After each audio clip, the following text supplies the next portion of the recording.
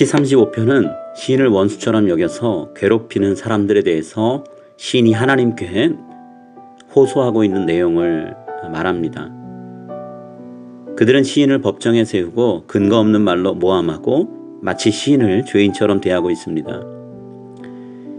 시인은 그들이 말한 일에 관여한 적이 없기 때문에 전혀 알지 못하는 내용을 시인에게 그가 저지른 일인 것처럼 묻는 일에 답답함을 느낍니다.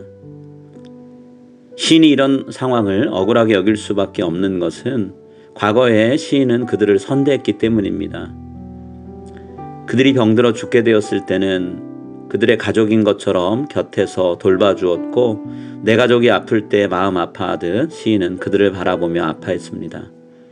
또 그들이 죽을 것 같은 상황에 이르렀을 때 제발 이 사람을 살려주십시오 하며 하나님 앞에 굵은 베옷을 입고 금식하며 간절하게 기도도 드렸습니다. 시인은 그들을 자신의 친구나 형제처럼 대해주었죠. 그들이 슬픔을 당할 때면 같이 아파하고 위로해 주었습니다. 그런데 지금 시인은 이들로부터 악한 대접을 받고 있습니다. 근거 없는 말로 모함을 받는 것 자체가 억울하죠. 그런데 시인이 그들을 선하게 대해주었는데 오히려 그들로 인해서 아픔을 겪게 됩니다. 이 사실이 시인을 더욱더 힘들게 합니다. 시인이 넘어져서 아파할 때 그들은 몹시 기뻐하면서 시인에 대해서 험담하려고 모입니다. 이리저리 약해진 시인을 가만히 두지 않고 힘을 모아 더 처절하게 짓밟기도 했습니다. 시인의 몸과 마음을 이렇게 갈기갈기 찢어놓으면서 축 처져서 힘없이 누워있는 모습을 바라보며 저 보잘것없는 인간을 보라 하며 조롱하는 말을 함부로 내뱉었습니다. 마음으론 억울했지만 이 상황에서 시인이 할 수 있는 것은 아무것도 없었습니다. 그저 하나님을 바라보며 내 마음속에는 억울하고 답답한 마음 주님 들어주옵소서 하소연할 뿐이었죠. 하나님의 도움이 없으면 이 상황을 도저히 헤어날 수 없기 때문에 하나님께 호소할 뿐입니다. 시인 27절에서 이렇게 하나님께 기도합니다. 주여 어느 때까지 관망하시려 하나이까. 내 영혼을 저 멸망자에게서 구원하시며 내 유일한 것을 사자들에게서 건지소서. 약한 자들의 고통을 외면하지 않으시는 하나님, 힘 있는 자들에게 짓밟히는 사람들의 신음소리를 들으시는 하나님, 그 하나님께 시인은 도움의 손길을 내밉니다. 왜냐하면 하나님은 반드시 시인의 손을 붙잡아 일으켜 주시는 구원자이시기 때문이죠. 그런 하나님을 만날 때처럼 시인이 그 하나님을 만났던 것처럼 우리도 모두 하나님의 이름을 높이며 찬양하게 될 것입니다. 사람들 앞에서 우리 하나님이 어떤 분인지 마음껏 외칠 때가 올 것입니다. 내가 대회 중에서 주께 감사하며 많은 백성 중에서 주를 찬송하리이다. 우리의 고통을 아시고 가까이 다가오셔서 손 내밀어 잡아주시는 우리 하나님 예배하는 그날, 우리 모두가 그 하나님 앞에 서서 마음껏 찬양하게 되기를 간절히 소망합니다.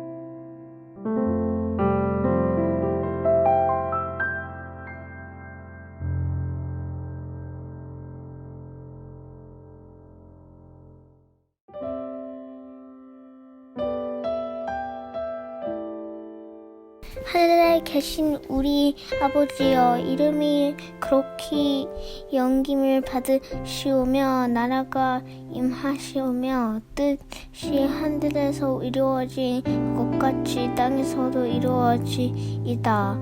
오늘 우리에게 이용할 약식을 주시옵고 우리가 우리에게 죄 지는 자를 사하여 준 것 같이 우리 죄를 사하여 주시옵고 우리를 시험에 들게 하지 마시옵고 다만 악에서 구하시옵소서. 나라와 권세와 영광이 아버지께 영원히 있사옵나이다. 아멘.